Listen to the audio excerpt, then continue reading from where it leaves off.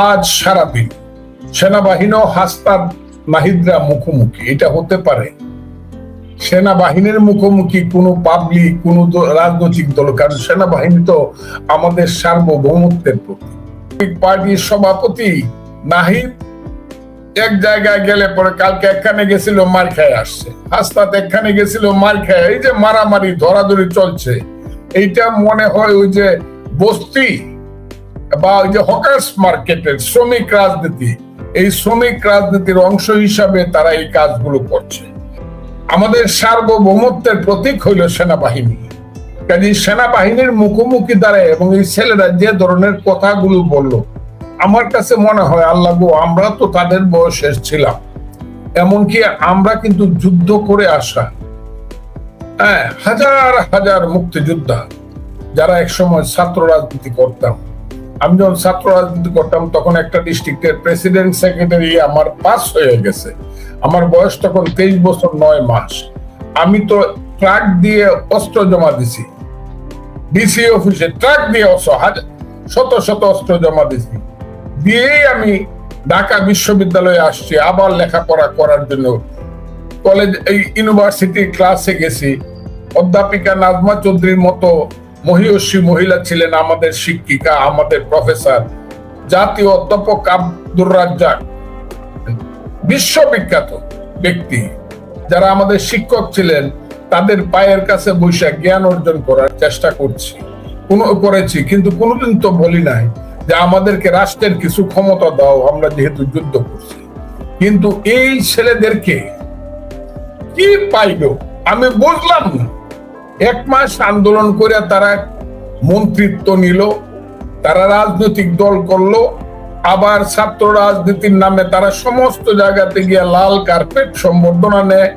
তারা জায়গায় জায়গায় সমন্বয়কের নামে লাখ লাখ টাকা সেখানে চাঁদাবাজি করে, ডিসিএসপি ইউনো ওসিকে ধমক দেয়।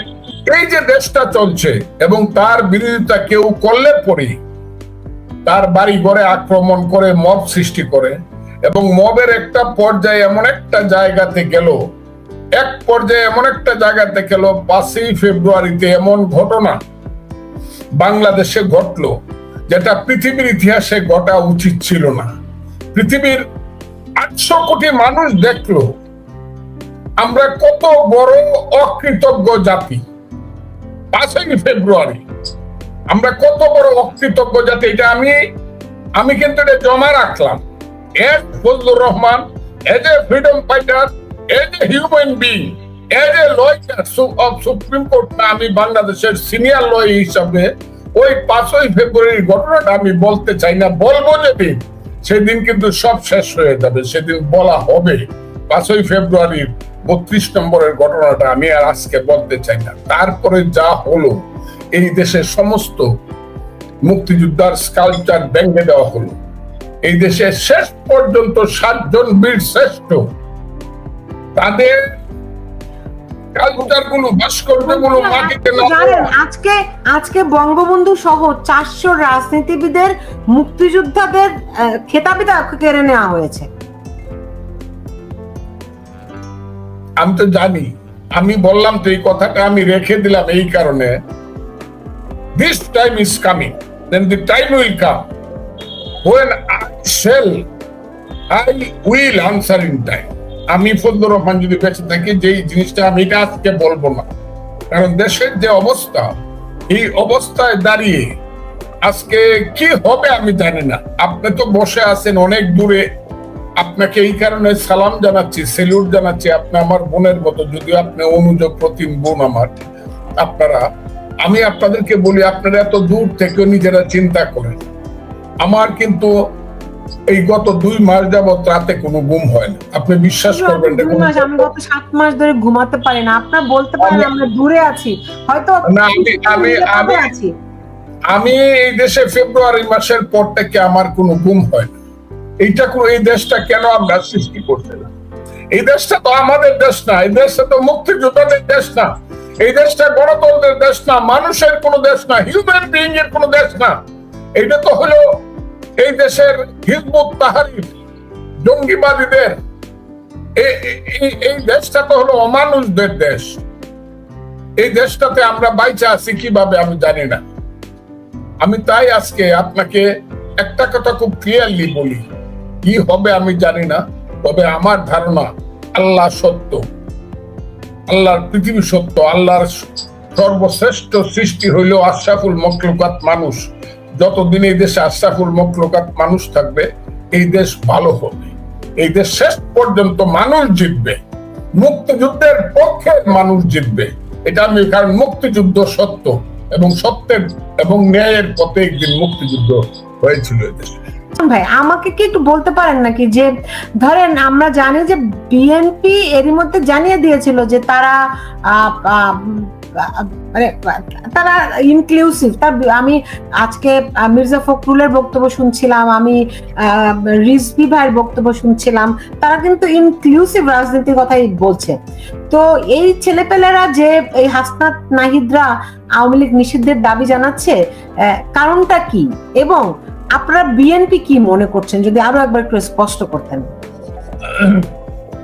আমি বিএনপির এইদিকে যে অবস্থানটা দেখছি, যে স্ট্যান্ড নিয়েছে, সেটা খুব আদর্শী স্ট্যান্ড। তারা প্রথম থেকে বলে আসছে কোন শক্তিকে, কোন রাজনৈতিক শক্তিকেই নিষিদ্ধ ঘোষণা করে আইনগতভাবে তার রাজনীতি বন্ধ করা যায়নি।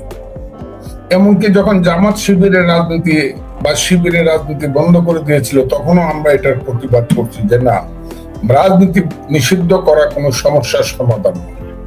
ঠিক তেমনি আজকেও বিএনপি তাই মনে করে যে রাজনীতি একটা দলকে নিষিদ্ধ করা এটা সমাধান নয়। কিন্তু এইটাও আবার বিএনপি মনে করে, আমি যতটুকু বুঝলাম বিএনপির মধ্যে আবার এটাও আছে যে বিএনপি মনে করে কাউকে জোর করে যাতে এখানে চাপিয়ে দেওয়া না। আর আমি মনে করি যে এখানে সবার জন্য, আমার ধারণাটা শুনেন, এখানে সবার জন্য দ্বার উন্মুক্ত করা উচিত। এবং দ্বার উন্মুক্ত করলেও আওয়ামী লীগ 5ই আগস্ট কেন্দ্রিক যে অবস্থানে চলে গিয়েছে বা গিয়েছিল, সেখান থেকে আর নর্মাল পজিশনে আসতে তাকে অনেক সময় দিতে হবে। কিন্তু তার জন্য জোর করে দরজাটা বন্ধ করা যাবে না। আমরা মনে কি, যেমন আমি মনে করি যে ঠিক আছে, তাদেরকে গিয়ে যদি আমরা ওয়েলকাম করে নিয়ে আসি একটা এলাকাতে, আনিসুল, আমি বেশ কিছুদিন পরে তাকে উদাহরণ দিয়ে বলছি যে সাবেক আইনমন্ত্রী আনিসুল হক সাহেবকে যদি বলি যে ঠিক আছে, আপনাকে জেলখানা থেকে ছেড়ে দেওয়া হইলো, আপনি ইলেকশন আইসি গিয়ে কসবা এবং আখাউড়াতে দাঁড়ান, সেইখানে আশুগঞ্জের বৃষ্টিটা পার হইতে তার বুকটা অনেক সময় কাঁপবে যে আমি ওখানে যাবো। অবস্থাটা এইরকম।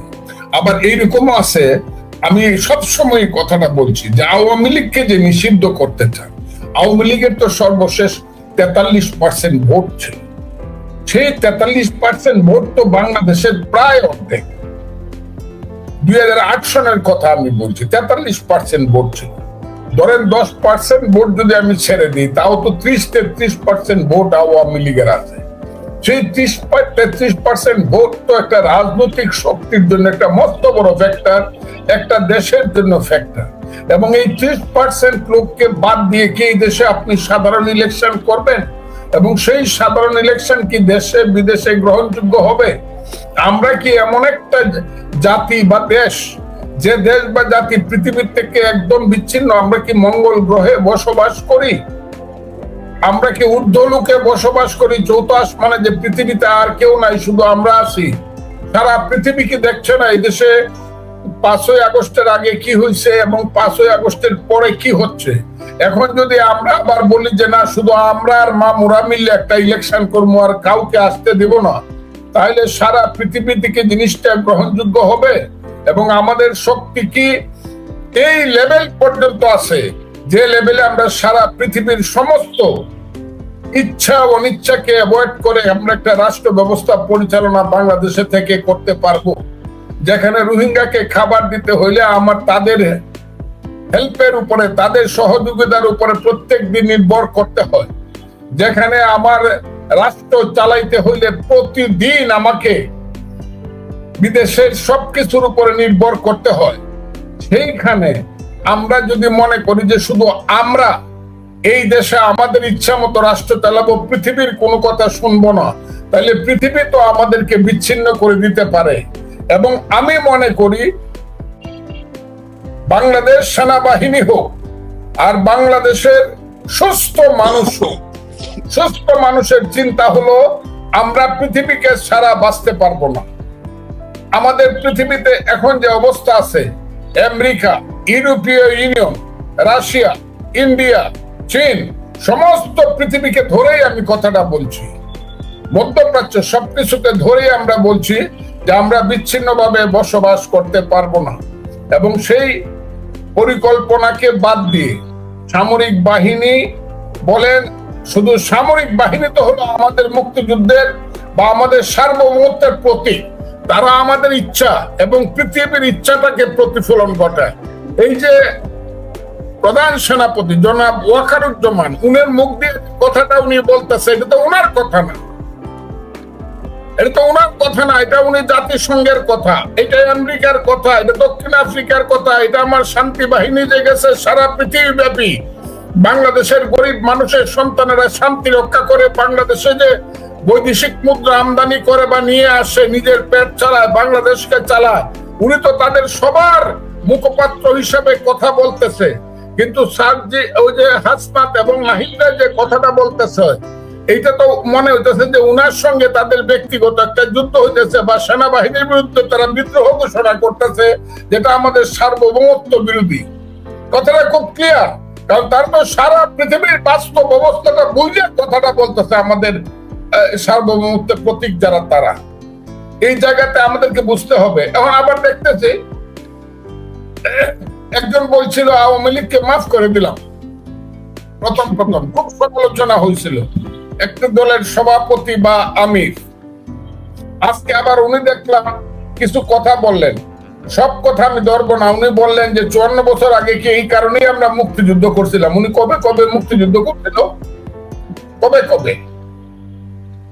উনি কবে মুক্তিযুদ্ধ করছিল? উনার পূর্বপুরুষরা যারা জামাত করত, তারা তো এই দেশে সশস্ত্র ভাবে আলবদর, রাজাকার, আলসাম সৃষ্টি করে বাংলাদেশের মুক্তিযুদ্ধকে যারা চিরদিনের জন্য অস্তমিত করতে পারে, তার জন্য তারা সাধারণ মানুষকে হত্যা করেছিল, মা বোনদেরকে ধর্ষণ করেছিল, বাড়িঘর পুড়ে ছারখার করেছিল। এবং যখন মনে করেছিল যে যুদ্ধের জয় বাঙালিদের জন্য স্বাধীনতা অবশ্যম্ভাবী, তখন তারা 10 থেকে 16 তারিখ পর্যন্ত বাংলার সুসন্তান বুদ্ধিজীবীকে হত্যা করে বাংলার মস্তিষ্ক শূন্য করে দিয়ে গেছিল। এখন উনি যদি বলেন যে 54 বছর আগে কি আমরা এই কারণে যুদ্ধ করছিলাম, তাহলে তো আমার বলতে হয় একই কথা শুনি আজ মন্থরার মুখে। এই কথাটা বলা ছাড়া তো আমার কোনো পথ নাই। উনি যদি বলে 54 বছর আগে কি আমরা এই কারণে মুক্তিযুদ্ধ করছিলাম, এই দেশটাকে তারা অশান্ত করে ফেলছে। মানুষ তাদের বিরুদ্ধে ভয়ে কোনো কথা বলে না। কেন বলে না? শান্তিকামী মানুষ মনে করে আজকে তাদের বিরুদ্ধে যদি একটা কথা ঠিকভাবে বলি, তাহলে রাত্রের বেলায় তারা কিছু লোকজন জোগাড় করে অস্ত্র হাতে মব সৃষ্টি করবে এবং মব সৃষ্টি করে আমার বাড়ি লুটপাট করবে, বাড়ি পুড়িয়ে দিবে, আমাকে মারধর করবে, আমার ছেলে মেয়েকে বেইজ্জত করবে, আমার সমস্ত সম্পদ লুটে পুঁটে নিয়ে যাবে। এই যে একটা ভীতিকর পরিস্থিতি, মধ্যযুগীয় বর্বর পরিস্থিতি বাংলাদেশে সৃষ্টি হয়েছে এবং এরা করছে,